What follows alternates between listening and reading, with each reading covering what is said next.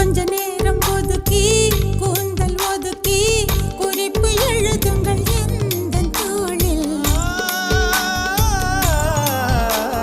விழி ஒன்றை எடுத்து தேனில் நனைத்து கையொப்பமிடுவேன் உந்தன் மார்பில். உலகம் வாழ நிதி ஒதுக்கு என் உயிரும் வாழ மடி ஒதுக்கு. அரசன் வாழ விதி இருக்கு அதற்கு